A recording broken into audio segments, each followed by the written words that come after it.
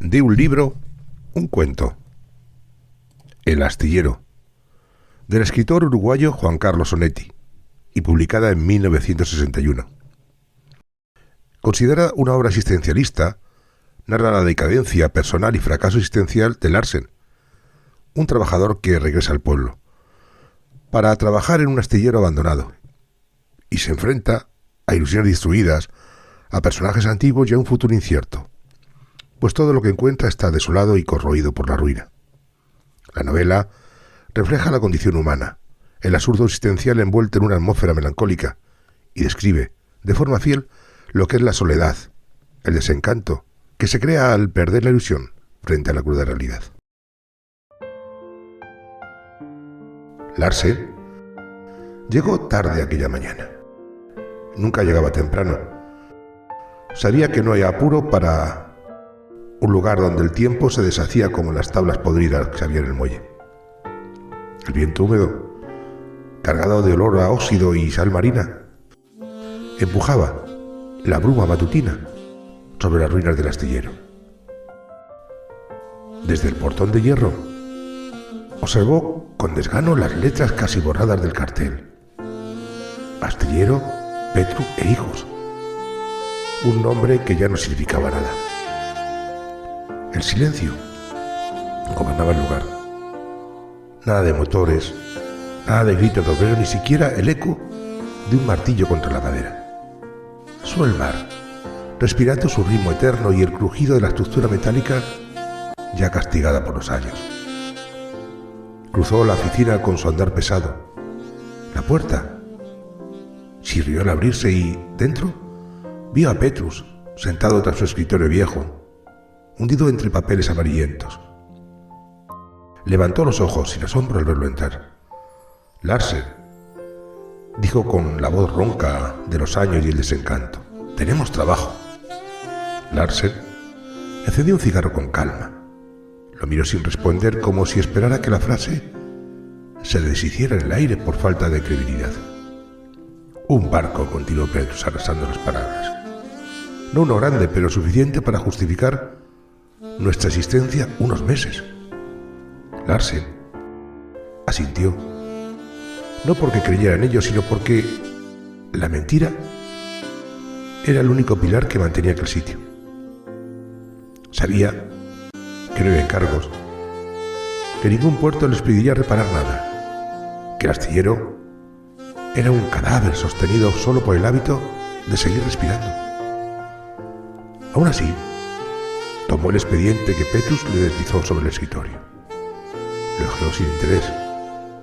Planos viejos, lista de materiales que nunca llegarían y diagramas de trabajo que nadie seguiría. «¿Cuántos hombres tenemos?», preguntó solo por seguir el juego. «Pues quedan Cuz, el viejo Armando, Ferreira y un par más. Los que no han encontrado otro lugar donde morirse». Larsen exhaló el humo con una sonrisa seca. «Suficientes». Esa tarde, Larsen recorrió el astillero con las manos en los bolsillos, sintiendo el peso de la humedad en su ropa. Se detuvo frente a un casco abandonado, medio cubierto por lonas rasgadas por el viento. Había estado allí por años, acumulando polvo y también promesas incumplidas. Apoyó la mano sobre la madera vieja. Estaba húmeda, fría. Temblaba bajo sus dedos como si la podredumbre la estuviera devorando por dentro. Un ruido detrás de él. «Señor Larsen», dijo una voz tímida. Era Cruz, el capataz, con su boina raída y las manos callosas de quien sigue trabajando aunque el trabajo ya no tenga sentido. «¿Qué pasa?», le preguntó Larsen sin volverse. Cruz vaciló. «Ese barco, no sé si vale la pena intentarlo». Larsen sonrió con humor. «Nada vale la pena, Cruz. Pero mañana volvemos a empezar». Cruz no respondió, solo asintió con una resignación que llevaba años ya practicando. A la mañana siguiente, los hombres llegaron temprano, como si de verdad creyeran que había algo que hacer. Larsen los observó mientras encendió otro cigarro. Cruz distribuía herramientas oxidadas y Armando se acomodaba la gorra antes de subirse a la escalera tambaleante. Y también Ferreira maldecía en voz baja mientras intentaba encender el soplete. El trabajo comenzó con un ritmo lento, como casi un ritual. Nadie se apresuraba porque nadie esperara que algo terminara. Se movieron tablones podridos, se reforzaron vigas con clavos que ya no sujetaban.